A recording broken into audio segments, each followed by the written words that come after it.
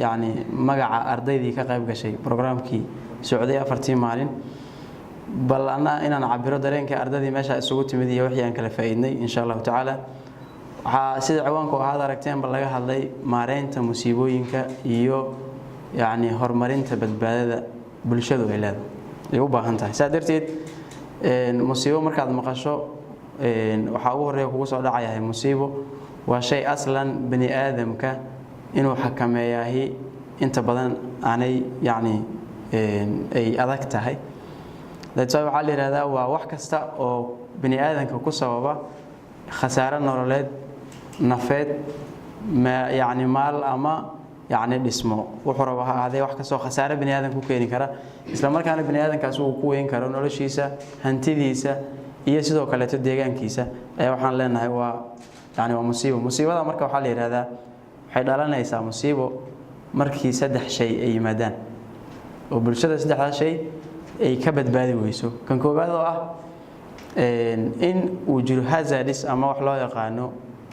dhibaato wajahaysa bulsho ku nool meel muayana labo problemkaas ama hazardkaas bulshada wajaha markuu waayo wax loo yaqaan markii ay jirto bulsho ila waan ognahay adduunka dhibaatooyinka ka dhaca isku adkaysi lama ahan ama isku si uma saameeyaan adduunka saadarteed waxa labaad oo taageeri kara in musiibo dhacday waxay yihiin wax loo yaqaan vulnerability ama u nuglaasho loo nugul yahay in dhibkaas uu dhaco waxa saddexa in bulshada meesha ku nool ee u dayacan problemkaas markuu ku dhaco aanay karin ama awoodin inay ka soo kabtaan ama ay la koob gareeyaan oo la tacaalaan si uga soo kabtaan marka saddexdaas shay oo timaada ya dabcan waxay fududeynaysaa in musiibo ay dhacdo saasay musiibadii ku dhacaysaa musiibada dhacaysaa marka waxay noqon kartaa inay tahay mid dabiiciya oo bani aadamku inuu يعني yareeyo mooyaane aanu ka hortagi karin isaguna aanu sababi karin waxa leena marka waa musiibo yani dabiiciya oo aanu bani aadamku sameeyo waxa kamid ah musiibooyinka dabiiciga ah ee adduunka ka dhaca waxa kamid ah dhul gariirka waxa loo yaqaano waxa kamid ah falkaanooyinka qarxa ee adduunka ka dhaca waxa kamid ah sidoo kale hore looga dhawaajiyay abaaraha oo hadda Soomaaliya markii la joogo oo laga hadlayo musiibo la soo hadal qaaday dadku ay aad u xasuusanayaan waxa kamid sidoo kale daadadka oo iyaguna dhibaato badan ku haya Soomaaliya musiibooyinka kuwa waa dabiiciga ah oo bani aadamku aanu marnaba inuu koob gareeyo markay dhacaan kadib mooyaane aanu marka hore iska ilaali karin kan labaad waxa weeyaan musiibooyinka bani aadamku isagu gacmihiisa ku abuuro sida waxyaabaha conflictska ka dhasha oo ay kamid yihiin barakaca oo kale qaraxu kamid yahay korantadu kamid tahay accidentiska wadooyinka ka dhaca ay kamid yihiin pollutionka hawada ka dhaca diqowga loo yaqaan ee warshaduhu inta badan ay sababaan sidoo kale waa tusaale kuwa marka waa musiibooyin waxa kamid sidoo kale qofka aan hubinin cuntada uu cunayo inay tahay cunto caafimaad qabtay inaanay ahayn kulligood marka waxaas waa musiibooyin at the same time bani aadamku hadduu dadaalo waxa la arkaa in musiibooyinkaas laga yaabo bani aadamku dadaalkiisa uu ku joojin karo marka soo musiibo ay dhacayso marka waxa jira waxyaabo musiibada inay dhacdo fududeynayo bani aadamkii ku faafinayo waxa kamid ah number 1 yani wax loo yaqaan faqriga ama in community ama bulshada meesha ku nool ama wadankaasi uu san haysan يعني maxaa la yiraahdaa dakhli ku filan qofkii hadaan haysan nolol maalmeedkiisi ma awoodo inuu balangareeyo maxaa dhici doona yani ay tahay inaad ka tashto si aad uga badbaado sidoo kale hadii faqri yimaado waxa meesha ka baxaysa basic needski haduu qofku la tacaalayo waxa meesha ka baxaya in uu helo qofkii waxbarasho hadii waxbarasho la waayo awareness-ka la weynaya awareness hadii la waayo lama yaqaan maxaa yani disaster iyo maxaan ahayn saadirteed way dhacaysaa waa factor 1 oo contribution ku sameeya fududeeya inay dhacdo musiibo kan labaad waxa waaye in bulshada ku nool meel muayana growth-keeda aan laga warhayn inta badan hadda musiibooyinku waa governmental level in la control la maamulo laga shaqeeyo marka in bulshada meel muayana ku nool growth-keedii uu iska bato hadii waan ognahay growth-ka bulshada uu bato at the same time aan la sameeynin tirakoobkii bulshada waqtigii loogu talagalay waxa dhacaysa yani birth rate-kii for example waa change ama isbedel imaanaya haddii marka birth rate-kii dhashay ama bulshadii soo korodhay aanay helayn resource-kii loogu talagalay oo ahayd dawladda inay ka helaan dhan kastaba ha ahaatee waxa imaanaya resource-kii jiro awal qoondeeyay scarcity ku imaanaysa haddii scarcity ku yimaado resource-kii yar yahay waxa imaanaysa marka bulshadii intii yareeda la haysay inay isku qabsadaan at the same time meesha waxa ka imaan kara musiibo ka imaanaysa sidoo kale to musiibooyinku waxay ka imaan karaan wax loo yaqaano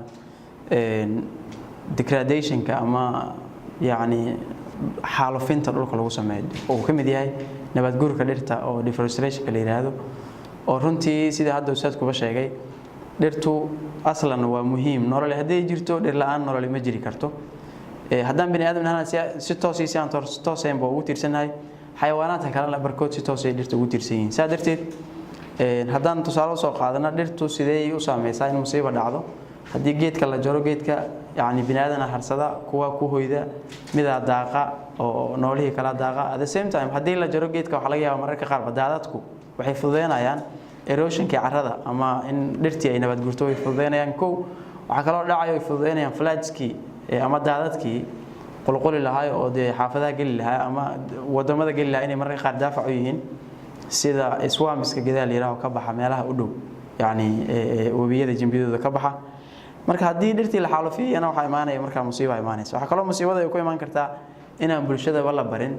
awareness-ka inaysan bulshadu haysan musiibo maxay tahay goormay dhici kartaa halkay ka dhici kartaa talaabooyinka bulshada ay heli karto si ay uga badbaado musiibada xilliga ay dhacayso waxa oo idin haddii bulshadu aanay helin sidoo kale waa factor contribute garan kara inay musiibo dhacdo musiibo waxa la yiraahdaa marka waa inevitable waa wax yani aan marnaba yani la joojin karin waa inay dhacdo waa qasab markay dhacdo marka waxa la isticmaalaa wax loo yaqaan DDR ama disaster risk reduction khatarteedii in la yareeyo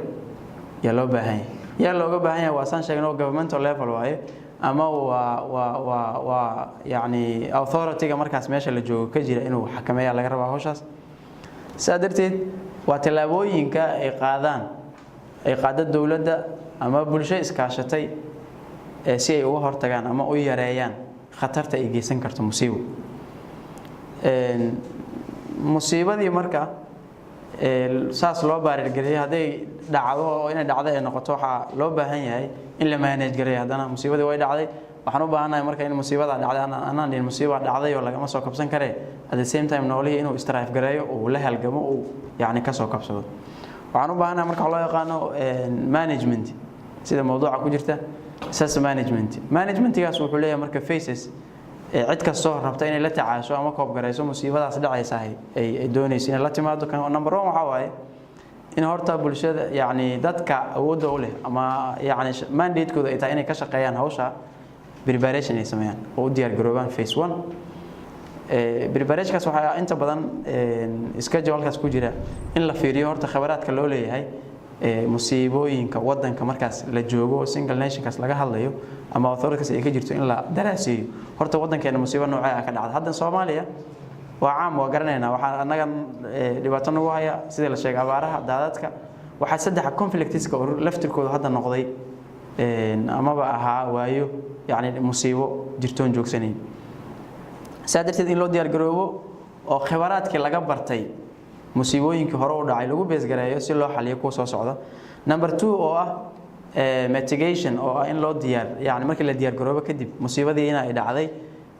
wixii sidii loo diyaar garoobay in loo fuliyo la yareeyo musiibadii mitigation waa in musiibadii yani dhibaatada ama riskiga ay geysan lahayd in la yareeyo oo yani ay ka xaddi yaraato saameynta ay leedahay numberka saddexaad waxa waaye markii la diyaar garoobo la yareeyo in laga jawaabo musiibadii way dhacday waxa loo baahan yahay marka wax loo yaqaan response in dawladdu ay ka jawaabto sidee uga jawaabaysaa yani in talaabooyinkii la dejiyay aha markii uu riski dhaco waxaan u baahanahay in meesha uu ka dhacay yani dadka jooga la badbaadiyo badbaadadu waa maxaa la yiraahdaa ama caafimaad ha noqoto ama ha noqoto guri ha noqoto sida ay u saameysay ku xiran tahay in loo jawaabo recovery ayaa qodobka afraad noqonaya ama in de markii musiibada dhacdo dadkii la gargaaray ugu yaraan in dadkii noloshoodii ama environment-igi noloshiisii ay ku soo laabatay si caadi ah waa soo kabsasho waxa laga soo kabsanayaa economic recovery hadduu yani dhaqaale halaabay financial yani recovery hadduu jiro mararka qaar political recovery haddii waxaan conflict uu ka jiray in conflictiga la xalliyo ummadii ay bisbilin laga shaqeeyo ummadii ay wada noolaadaan waxaa sidoo kale muhiim ah ma faceka ugu dambeeya uu yahay rehabilitation ama bulshadii yani ku gurya weysay for example ama ku hanti weysay in dib u dejin iyo dib u daryeelid dawladdu ay la timaado si dadka ay wax uga qabato waxa kaloo muhiim ah maadaama musiibadu ay dhacayso la ogyahay inay dhacayso si kasoo dawladdu u xoogan tahay si kasoo dhaqaale loo haysto si kasoo loogu diyaar garoobo at the same time waxa bulshada looga baahan yahay wax loo yaqaan resilience waxa waaye in loo adkaysto musiibadii oo bani aadamku uu taxamul u yeesho uu yani karo resilience-gaas marka yani maxaa la yiraahdaa waxyaabaha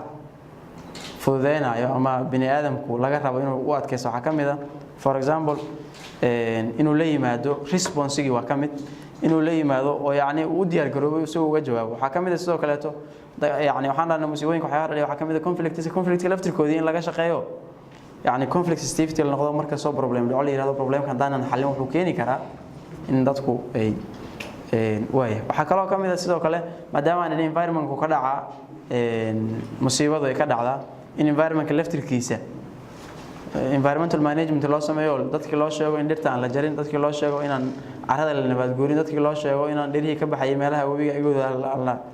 in la helo environmental governance marka environment-gii dadka in la baro laftirkooda oo dadka iyo environment-gooda cilmi kulay dadku wada garanayaan ecology leeyahay ka sheekeeya xiriirka ka dhaxeeya bani aadamka iyo biy'ada saadirteed in la saaxiib laga dhigo biy'ada iyo dadka ku nool taana waxay inta badan fududeynaysaa in dadku ay bartaan ahmiyadda ay ugu fadhiso tana ay ka ilaaliyaan wax ka soo dhibaato keeni kara waxa loo baahan markii musiibo ay dhacdo dadka ay saameyso waan soo koobay insha Allah waxa jiraya wax loo yaqaan impact saameyn ku reebta bani aadamka impacts waa labo mid caafimaad oo qofkii musiibadu ay ku dhacday caafimaad ahaan u saameysa iyo mid yani u saameysa yani psychology ahaan oo qofkii depression iyo trauma iyo ka qaado qofkii laga yaabo argagax iyo problem inuu ka yimaado saadarteed waxa la geeyaa qofka noocaasa waxa loo sameeyaa counseling ama tala la siiya inta badan dhaqaatiirta ku shaqada la geeyaa sida dhakhtarka loo yaqaan psychologist ee loo geeyaa inta badan dhakhtarkaas wuxuu siiyaa counseling-kaas wuxuu ugu sheegaa in musiibadu waxaan la celin ay tahay wax dhaca ay tahay in Soomaaliya waxyaabo ugu muhiimsan oo dhaqaatiirtu ay counseling ku bixiyaan waxa waaye waa amar Ilaahay baa keenay ku xamdina Ilaahayo isaa ugu sawiro Ilaahay uu ka qaadi maray